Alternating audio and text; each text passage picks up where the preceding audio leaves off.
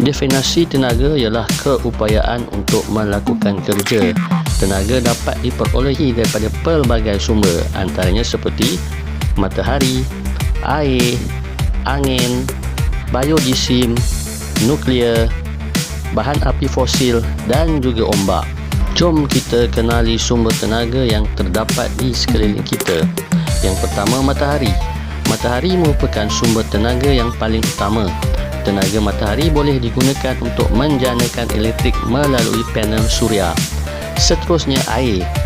Air yang mengalir menggerakkan turbin di empangan untuk menjanakan elektrik seperti empangan hidroelektrik. Manakala yang seterusnya adalah biojisim. Biojisim ialah bahan daripada tumbuh-tumbuhan atau tinja haiwan. Dalam erti kata lain, najis haiwan yang digunakan untuk menghasilkan bahan api dan menjanakan elektrik seperti kayu api dan juga sisa tanaman. Sumber tenaga yang lain yang terdapat di sekeliling kita adalah seperti angin. Angin berfungsi untuk bertiup menggerakkan kincir angin untuk menjanakan elektrik. Seterusnya adalah bahan api fosil seperti petroleum, gas asli dan arang batu dibakar untuk menjanakan elektrik. Ombak juga merupakan salah satu sumber tenaga yang terdapat di sekeliling kita. Ianya berfungsi untuk menggerakkan turbin di dalam laut untuk menjanakan elektrik. Dan yang terakhir adalah bahan nuklear seperti uranium digunakan untuk menjanakan elektrik di stesen jana kuasa nuklear. Bentuk tenaga. Terdapat pelbagai bentuk tenaga di sekeliling kita. Antaranya seperti tenaga suria ialah tenaga yang diperoleh daripada matahari.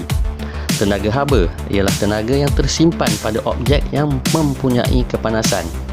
Tenaga cahaya ialah tenaga yang dihasilkan oleh objek yang memancarkan cahaya. Manakala tenaga bunyi dihasilkan oleh objek yang bergetar.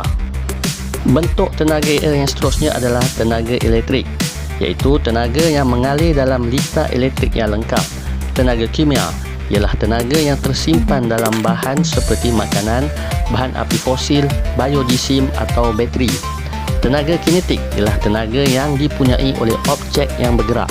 Manakala tenaga keupayaan ialah tenaga yang tersimpan pada objek yang berada pada sesuatu ketinggian, diregangkan atau dimampatkan.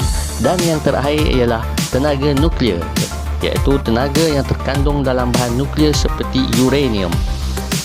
Jom kita ingat semula. Pada topik kali ini kita fokus pada dua perkara penting, iaitu sumber tenaga dan juga bentuk-bentuk tenaga. Sumber tenaga adalah seperti matahari, ombak, air, angin, biojisim, bahan api fosil dan juga bahan nuklear. Manakala bentuk-bentuk tenaga ialah tenaga suria, tenaga haba, tenaga cahaya, tenaga bunyi, tenaga elektrik, tenaga kimia, tenaga kinetik, tenaga keupayaan dan juga tenaga nuklear. Kepentingan penggunaan sumber tenaga secara berhemat adalah sangat penting untuk mengelakkan pembaziran tenaga dan juga untuk mengurangkan pencemaran alam sekitar. Baiklah, sampai di sini saja topik kita pada kali ini. Selamat belajar dan teruskan kecemerlangan.